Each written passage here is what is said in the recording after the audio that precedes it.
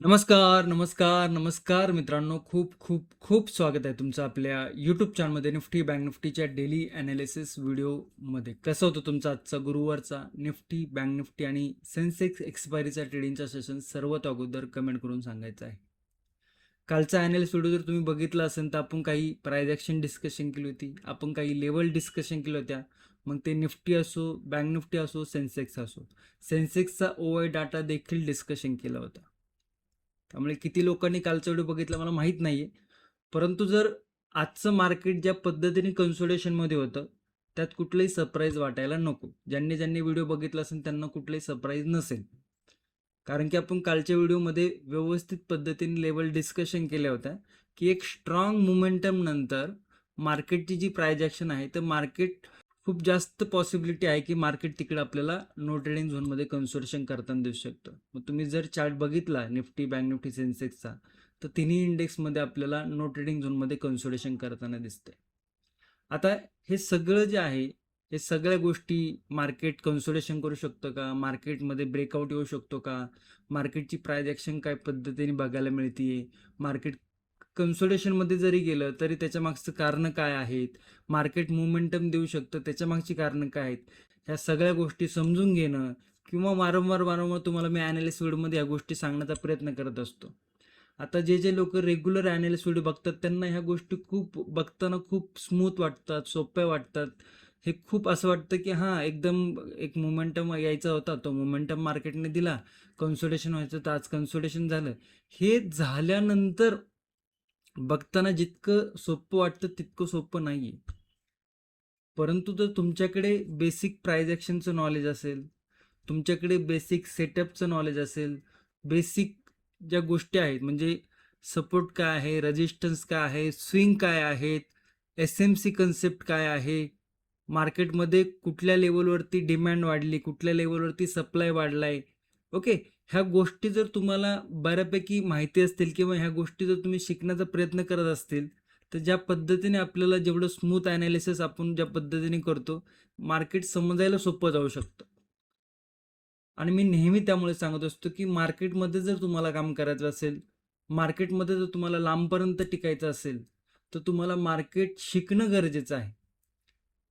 Call, tips या गोष्टींवरती जर तुम्ही डिपेंड असाल किंवा या गोष्टीवरती जर तुम्ही मार्केटमध्ये काम करायचा प्रयत्न करत असाल किंवा विचार करत असाल, तर ती आधी गोष्ट डोक्यातनं काढून टाका. जर तुम्हाला पोहायला शिकायचंय, तर तुम्हालाच पाण्यामध्ये उतरावं लागणार आहे. जर तुम्हाला मोठं व्हायचंय, तर तुम्हालाच काम करावं लागणार आहे. तुम्हालाच एज्युकेशन घ्यावं लागणार आहे. तुम्हाला बघा कुठल्याही सेक्टरमध्ये तुम्ही जा, कुठलीही गोष्ट तुम्हाला शिकायची असेल ना, तर स्वतः जोपर्यंत येत नाही ना, तोपर्यंत त्या सेक्टरमध्ये काम करणं किंवा त्या सेक्टरमध्ये लांबपर्यंत टिकणं खूप अवघड आहे. साधी वडापावची गाडी का असेना, दुसऱ्याच्या भरोश्यावर जर चालवत असाल, तर ती कधी ना कधी बंदच होणार आहे.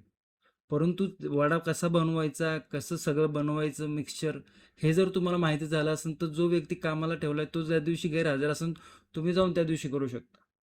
त्यामुळे मी वारंवार व्हिडिओमध्ये स्टार्टिंगला सांगत असतो, कोणाकोणाला खूप बोरिंग वाटतं या गोष्टी आणि कोणाकोणाला खूप चांगल्या पण वाटतात ऐकायला. परंतु काय आहे, की जर मार्केट हे डायनॅमिक आहे, मार्केट हे अवघड आहे, मार्केटमध्ये जितकं दिसतंय तेवढं सोपं नाहीये. हां, काल ॲनालिस्ट म्हणून आपण डिस्कशन केलं, की मार्केट कन्सोलिडेशनमध्ये राहणार. आज कन्सोलिडेशनमध्ये राहिलं. वाटलं वा, काय काल डिस्कशन केलं, आज मार्केटने तसं मोमेंटम दाखवायचा प्रयत्न केला. हे ज्या पद्धतीने मागची 10 ते 12 वर्ष मार्केटमध्ये सतत चार्ट ट्रेडिंग करणे, मार्केट सतत शिकत राहणे, मार्केटमध्ये रोज नवीन काहीतरी गोष्टी शोधत राहणे शिकण्यासाठी. ह्या गोष्टींची धडपड जोपर्यंत तुम्ही करणार नाही ना, तोपर्यंत लांबपर्यंत याच्यामध्ये टिकण्याचा विचार करणं थोडंसं अवघड आहे. त्यामुळे लक्षात ठेवा, की तुम्हाला कुठल्याही सेक्टरमध्ये जर काम करायचं असेल, त्या सेक्टरचं नॉलेज तुमच्याकडे असणं गरजेचं आहे. आणि हे सगळं प्राइस ॲक्शन असो, सेटअप असो, स्विंग असो, रेजिस्टन्स असो, स्ट्राईक प्राइस सिलेक्शन, सायकोलॉजी, मार्केटची सायकोलॉजी, ह्युमन सायकोलॉजी, ह्या सगळ्या गोष्टी आपण आपल्या प्राइस ॲक्शन आणि सेटअप ट्रेडिंगच्या कोर्समध्ये शिकवलेल्या आहे आणि त्याची लिंक व्हिडिओच्या डिस्क्रिप्शनमध्ये दिलेली आहे. तुम्ही जर इंटरेस्टेड असाल तर नक्की जॉईन करू शकता आणि ज्या मित्रांनी जॉईन केलं आहे ते कमेंटमध्ये येऊन सांगू शकता की तुमचा आधीचा एक्सपिरियन्स कसा होता आणि आफ्टर एज्युकेशन तुमचा एक्सपिरियन्स कसा आहे हे तुम्ही डिटेलमध्ये कमेंटमध्ये सांगू शकता. आणि व्हिडिओ जर आवडत असेल, ॲनालिसिस जर आवडत असेल तर नक्की लाईक करत जावा, सबस्क्राईब करत जावा, कारण खूप सारे लोक आहेत जे रेग्युलर व्हिडिओ बघतात परंतु सबस्क्राईब करत नाही. तुम्ही जर सबस्क्राईब केलं नसेल तर सबस्क्राईब नक्की करा. ओके. आणि तुमचे काही क्वेश्चन असतील, डाऊट असतील तर कमेंटमध्ये विचारू शकता. आय होप तुम्हाला ह्या ज्या काही गोष्टी आहेत त्या तुम्हाला समजल्या असतील. चला व्हिडिओला सुरुवात करूया. तुमच्या समोर जो चार्ट आहे तो निफ्टीचा 5 मिनिटाचा चार्ट आहे. बघा, काल आपण ही लेवल डिस्कशन केली होती. काल आपण हा स्विंग डिस्कशन केला होता, हा सपोर्ट डिस्कशन केला होता. आज मार्केटने काय केलं, रेजिस्टन्स कुठला लावलाय, तोच लेवल 26,188 मार्केटचा हाय आहे. लो जर बघितला तर 26,114 हा लो आहे आणि हाच आपला कालचा नो ट्रेडिंग झोन होता. ओके, म्हणजे समजलं तुम्हाला की लेवल कशा पद्धतीने काम करतात ते. ओके, आता त्याच्यामध्येच मार्केटने पूर्ण कन्सोलिडेशन केलं. मग मार्केटने ना वरचा ब्रेकआउट दिलाय ना डाऊन साईडचा ब्रेकआउट दिलाय, परंतु ही जर प्रायजेक्शन आपण बघितली आत्ता तर कुठे ना कुठे ही प्रायजेक्शन थोडीशी आत्ता तरी आपल्याला काय बघायला मिळते, बुलिश बघायला मिळते. आता तुम्हाला एक क्वेश्चन पडा पाहिजे की सर मार्केट तर आज कन्सोलिडेशन मध्ये होतं, मग ही प्रायजेक्शन बुलिश कसं काय बघायला मिळते.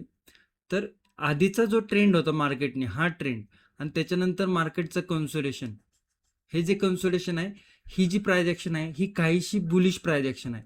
आता मार्केटने जर 26,188चा हाय जर ब्रेक झाला तर मार्केटमध्ये इकडे एक फ्लॅग अँड पोल बुलिश साईडचा फ्लॅग अँड पोल आपल्याला बघायला मिळतोय आणि त्याच्यानंतर 26,234, 26,261, 26,300 ह्या लेवल ज्या की आपण काल पण डिस्कशन केलं होत्या, आज पण त्याच लेवल आहे.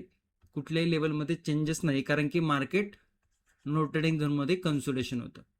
ओके, डाऊन साईडला जर बघितलं तर 26,114चा सपोर्ट आहे. 26,114 सपोर्ट जर ब्रेक होतोय तर छोटे मोठे सपोर्ट आपल्याला इकडे खाली बघायला मिळत आहेत.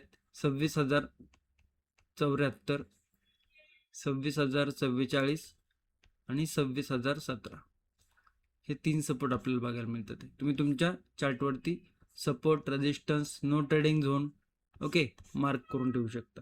ओके, आता ओव्हरऑल जर बघितलं तर इंडिया विक्स आजही नेगेटिव्ह आहे, अंडर 10 आहे आणि मार्केटचा मोमेंटम एक दिवस झाला, मोमेंटम सेकंड डेला परत मार्केट त्या रेंजमध्ये आपल्याला कन्सोलिडेशन करताना मिळते. त्यामुळे उद्याही देखील थोडंसं मार्केट आपल्याला स्लो दिसू शकतं. त्यामुळे जोपर्यंत 26,14, 26,100 हा जो नो ट्रेडिंग झोन आहे, ह्या जोपर्यंत याच्या आतमध्ये आहे ना तोपर्यंत मार्केटचा व्ह्यू क्लिअर बघायला मिळत नाही. हां, छोटा मोठा ब्रेकआउट, छोटा मोठा ब्रेकडाऊन जर झाला तर ह्या ज्या लेवल आपण डिस्कशन करतोय, ह्या ज्या लेवल आपण सपोर्ट रेजिस्टन्स मार्क केलेला आहे त्या स्लोमध्ये बघायला मिळतं. आता जेव्हा इंडिया विक्स खूप लो असतो ना त्यावेळेस जरी मार्केटने मोमेंटम दिली ना तरी मार्केटचे प्रीमियम खूप स्लो मुवमेंट करतात. त्यामुळे काय, जरी आपला व्ह्यू जरी आपल्या डायरेक्शनमध्ये जरी मार्केट गेलं तर प्रीमियम थोडेसे मोमेंटम व्हायला वेळ लागतो किंवा प्रीमियम थोडेसे स्लो मोमेंटम केल्यामुळे काय होतं की जरी व्ह्यू करेक्ट आला तरी थोडासा जो प्रीमियम असतो तो प्रीमियम मोमेंटम न झाल्यामुळे मार्केट स्लो किंवा प्रीमियम डिकेमुळे तिकडे पॉझिटिव्ह न जाता तो ट्रेंड निगेटिव्हमध्ये जाण्याची पॉसिबिलिटी असते. ओके, तर ह्या गोष्टी बारीक बारीक गोष्टी आहेत त्या तुम्ही लक्षात ठेवणं किंवा त्या गोष्टी तुम्हाला माहिती असणं गरजेचं आहे. ओके, जाऊया बँक निफ्टीकडे. बघा बँक निफ्टी हा इंट्राडे हाय होता ज्याचा रेजिस्टन्स आपण काल ॲनालिसिस व्हिडिओमध्ये डिस्कशन केला होता आणि हा लो होता. नो ट्रेडिंग झोनचा आपण डिस्कशन करतोय. नो ट्रेडिंग झोनचा हाय रेजिस्टन्स, नो ट्रेडिंग झोनचा लो सपोर्ट आणि त्याच्यामध्ये कन्सोलिडेशन, कुठलाही मोमेंटम नाही. आता हे खूप लोक नवीन असतील, हे मार्केट झाल्यावर आपण डिस्कशन करतोय का? तुम्ही जर कालचा व्हिडिओ नीट व्यवस्थित बघितला असेल ते आपण कालच डिस्कशन केलं होतं की बाबा मार्केटमध्ये उद्याचा दिवस म्हणजे आजचा दिवस हा कन्सोलिडेशनमध्ये राहण्याची पॉसिबिलिटी वाढतीये. ओके, आणि त्याच पद्धतीने मार्केटमध्ये कन्सोलिडेशन झालं. 59,758चा रेजिस्टन्स आहे आणि 59,540ची सपोर्ट आहे. तर तोच नो ट्रेडिंग झोन आहे. इकडे थोडासा इकडे आपल्याला अशा पद्धतीने एक ट्रेंड लाईन बघायला मिळते, मल्टिपल टाइम इकडे रिजेक्शन बघायला मिळते. इकडनं थोडासा स्कॅल्पिंग बघायला मिळू शकते, परंतु हा सपोर्ट आहे, हा सपोर्टच आपण इकडे मार्क केलेला आहे 59,540चा. ओके, रेजिस्टन्स हा 59,819. रेजिस्टन्स जर बघितलं तर 59,865 आणि 59,930च्या आसपास तिसरा रेजिस्टन्स. एकदम छोट्या छोट्या बुलिश साईडचे लेवल आहेत, तुम्ही तुमच्या चार्टवरती मार्क करू शकता. डाऊन साईडला जर बघितलं तर येऊ द्या, टप्पा खाऊ द्या एक छोटासा. 59,540ची जर लेवल ब्रेक होती तर 59,460, 59,384 आणि 59,300 हे डाऊन साईडचे सपोर्ट बघायला मिळते. 1 2 3 हे 3 सपोर्ट आपल्याला डाऊन साईडला बघायला मिळतं. ते no trading zone 758, 59,540 no trading zone बघायला मिळते. Okay, market level to level होतं, त्यामुळे जास्त काही एक्सप्लेन करण्यासारखं नाहीये. सेन्सेक्समध्ये जाऊया.